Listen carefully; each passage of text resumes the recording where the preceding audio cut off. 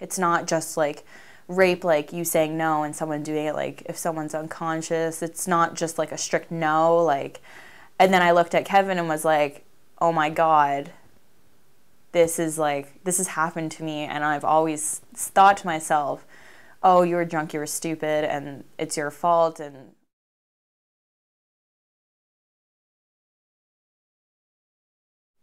but before the liquor ban was taken off, we had a meeting with the House Committee, and that's when like the president, the VPs, everyone that's on the House Committee, RAs, they come and they talk to all the first years, and they say like, don't do anything that you wouldn't want to be known as it's your first night of drinking. This is like the night everyone talks about. Don't do anything stupid. Like, we're here to look out for you. We're sober. But we started drinking as soon as the liquor ban was off, and like, you don't really think about those kind of things. Kind of remember like lights and friends being there.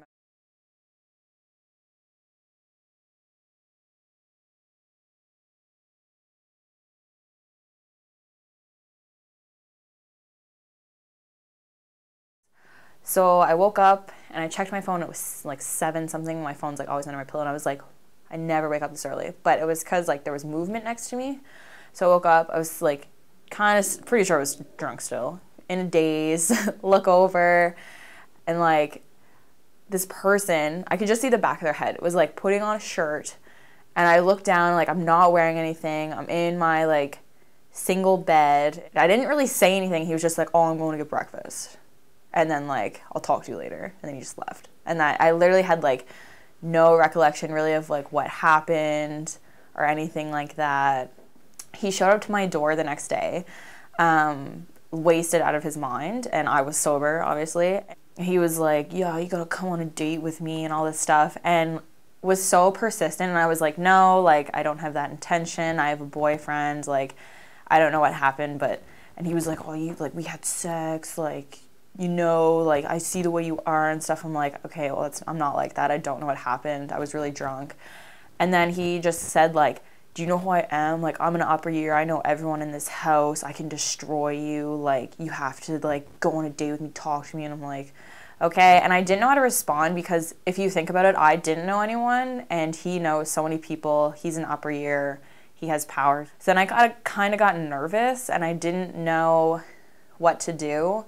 So then I just had to like keep talking to him. He would message me on Facebook, and I would just have to like kind of be nice and go along with it. He'd ask me to hang out, and I would feel that I had to go hang out with him. And then it kind of turned into like, it felt like it wasn't like a choice. Like every single time we talked, I felt like I had to be nice, because if I said the wrong thing, that he could potentially like ruin my life. And I didn't want the story of what happened getting out, because I was in a relationship, and I didn't want Brandon to either find out from someone else before I had decided to tell him myself.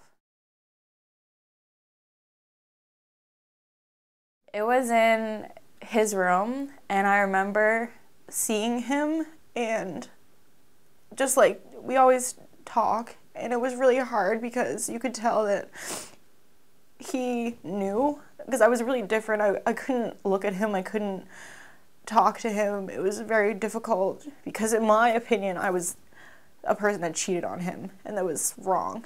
So it was hard, and I told him, and the first thing he said was, I knew something was different, and then he just started crying. Like, obviously it was an impact. We didn't really say anything. He was just like bawling his eyes out, and the only thing I could say was, I know it was stupid. Like, it was stupid, and that in my eyes it was something stupid. Like, I had cheated on my boyfriend that I'd been with for almost a year now. I made a dumb decision because I was drunk. I let myself get to that level.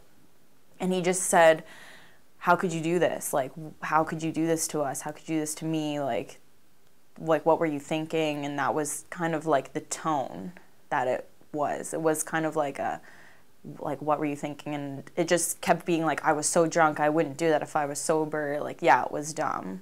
It was dumb for me to do. I've told like a couple other people, and they're just like, I don't really know if that's rape. Like, that's a lot to say that he raped you. I don't know if you want to do that. So it's kind of like shows that the education, I guess, of sexual assault.